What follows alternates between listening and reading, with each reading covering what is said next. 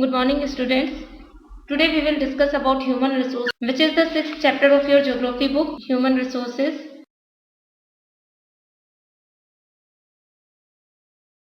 Before starting this topic, I want to discuss about the resources and its classification. The first question is, what is a resource? We can say any object that has utility and value is considered as a resource. And resources can be divided in following categories like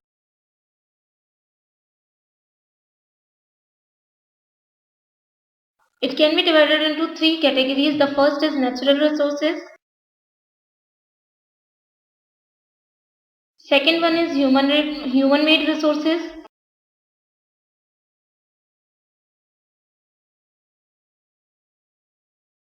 And the third is human resources. Natural resources. The word natural is derived from the word nature. We can say the resources drawn which are directly from nature and used without any modification is known as natural resources. For example, air, water, forest resources drawn from nature and used without any modification.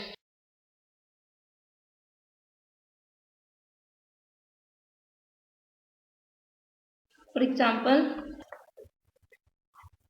air, water, forest. The second is human made resources. Resources made by human being is known as human made resources like tools, machinery, equipments, etc.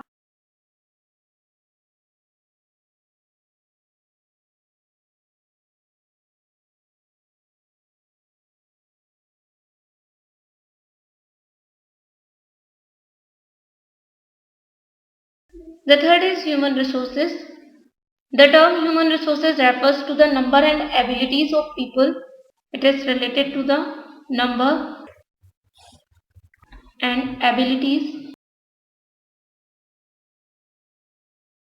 of the people. And in abilities, we can include both physical and mental abilities. Human resource is also considered as an ultimate resource. Why? Because people can make the best use of nature to create more resources when they have the knowledge, skill, and technology to do so. We can say it is their ideas, invention, and discoveries that led to the creation of more resources. For example, the invention of the wheel ultimately resulted in the development of newer mode of transport. The other example is the invention of clothes led to the establishment of many textile industries. This fact cannot be denied that it is the skill of human being that help in transferring the physical material into a valuable resource. Many natural resources were not considered as resources until human beings used them. For example, iron ore, bauxite were not considered a resource until people learned to extract them. One more concept is related to human resource, that is human resource development. Education and health help in making people a valuable resource. Improving the quality of people's skill so that they are able to create more resources is known as human resource development. The government of India has a Ministry of Human Resource Development, and this ministry was created in 1985 with an aim to improve people's skill. At present, this department is headed by Mr. Kapil Sibal. This department is related to human resource, HRD.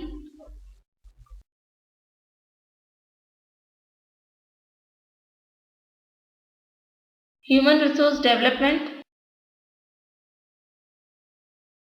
The aim of this department is improving the quality of people's skills,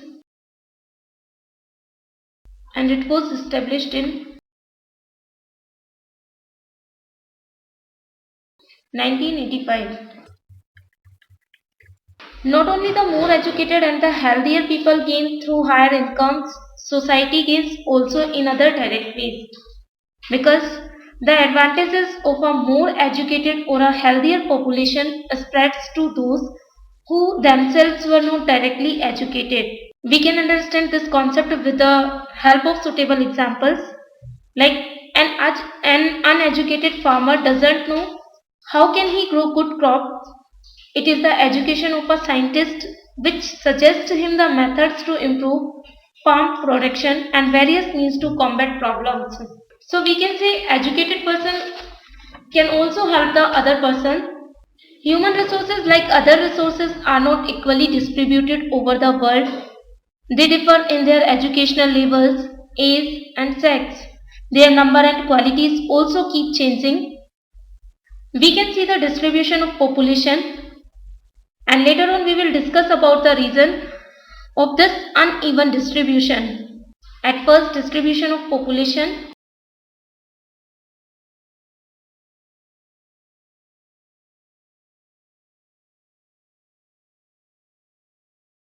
What is the pattern of population distribution? We can say the way in which people are spread across the earth's surface is known as the pattern of population distribution, and more than 90% of the world's population lives in about 10% of the land surface, and rest of the area is either sparsely populated or uninhabited. At first, pattern of population distribution.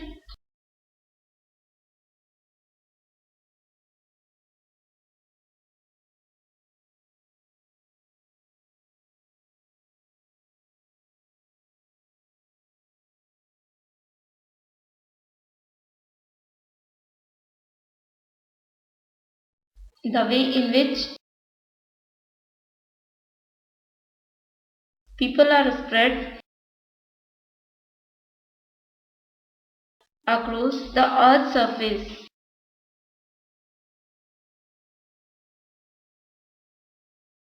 is known as pattern of population distribution. We can understand the pattern of population distribution with this pie chart.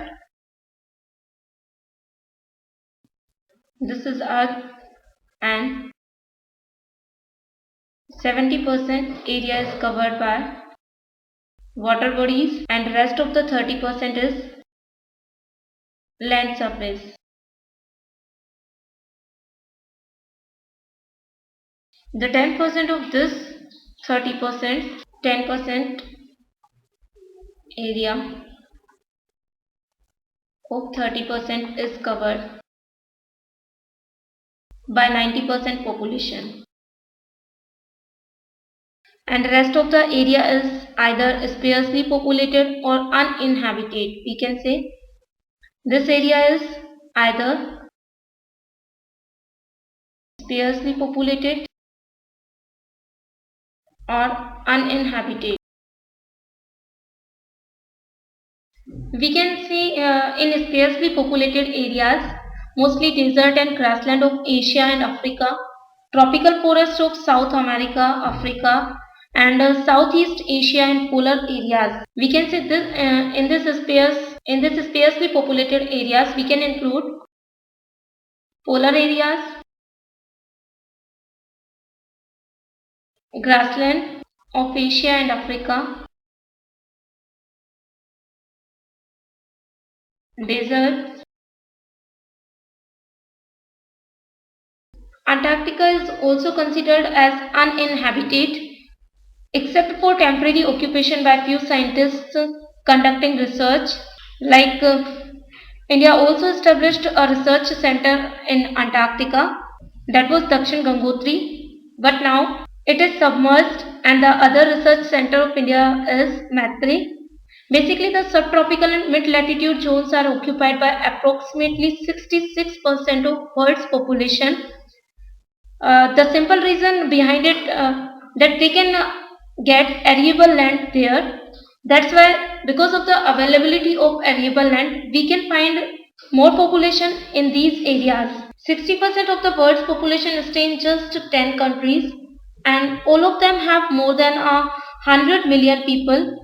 And in these 10 countries, we can include China, India, USA, Indonesia, Brazil, Pakistan, Bangladesh, Russia, Nigeria, and Japan. 10 countries which contain 60% of world's population.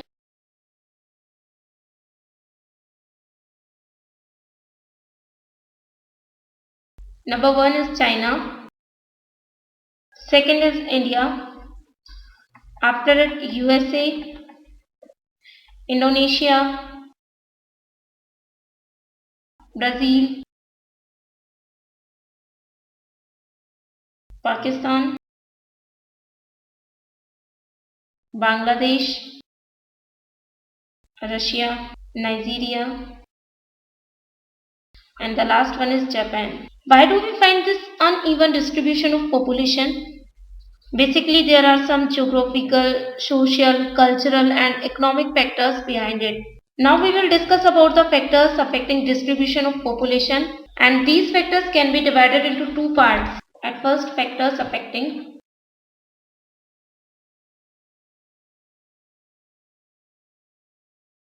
distribution of population.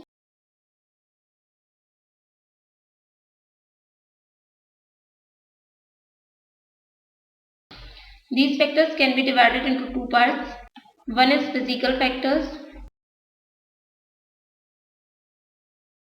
and the other one is non-physical factors.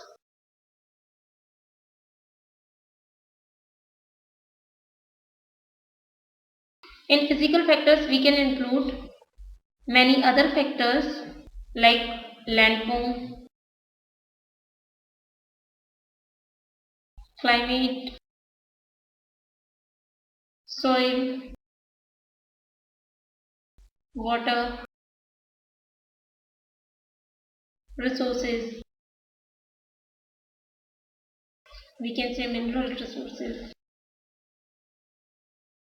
We can say people always prefer to live on plains rather than mountains and plateaus because these areas are suitable for farming, manufacturing, and service activities. For example, we can see the Ganga plains are the most densely populated areas of the world, while mountains like Andes and Himalayas are sparsely populated. Plains have the highest concentration of population due to the flat topography, and in plains we can find the facilities of agriculture, industry, and the development of transport.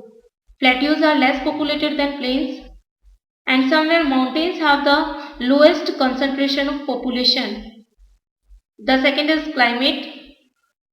Regions having extremely hot or cold climate are thinly populated, as are the regions that do not receive much rainfall. Generally, people usually avoid extreme climates that are very hot or very cold, like Sahara Desert and polar regions of Russia, Canada, and Antarctica. People usually prefers to live in moderate climate because they can find favorable condition of their survival in those areas. That's why they do not prefer extreme climate areas. Regions with moderate climate and abundant rainfall, like the regions having monsoon climate, and in this particular topic we can also take the example of India. India also has monsoon climate, are heavily populated. The third is soil. Fertile soils provide suitable land for agriculture. Fertile plains such as Ganga and Brahmaputra in India and the Nile in Egypt are densely populated, and we can see that most of the ancient civilization developed near the river valleys. Water. People prefer to live in the areas where fresh water is easily available. The river valleys of the world are densely populated while deserts have spare population. Why? Because of the availability of water. Near the river valleys people can find water. That's why they prefer these areas to live. The other one is minerals. Areas with mineral deposits are more populated rather than other areas. The discovery of minerals often encourages people to migrate to the site of the discovery, and such migration took place after the discovery of gold fields in North America, Australia, and South Africa. We can see diamond mines of South Africa and discovery of oil in the Middle East lead to settling of people in these areas. Now we will discuss about non-physical features or non-physical factors. In non-physical factors, we can include social, cultural, and economic factors. In social factor, we can say areas of better housing, education and health facilities are more densely populated. For example, Pune, Bengaluru. And in cultural factor, we can say places with religion or cultural significance attract people. For example, Varanasi, Jerusalem, and Vatican City in Italy are can be taken in the examples category. Economic, industrial areas provide employment opportunities. Large number of people are attracted to those areas. For example, Mumbai in India can be considered as densely populated area, and London in Britain can also be taken as the example in economic factor. So we can say there are physical and non-physical factors which affect the distribution of population. In a later video, we will discuss about the remaining part of this chapter, that is population change, patterns of population changes, population composition, etc.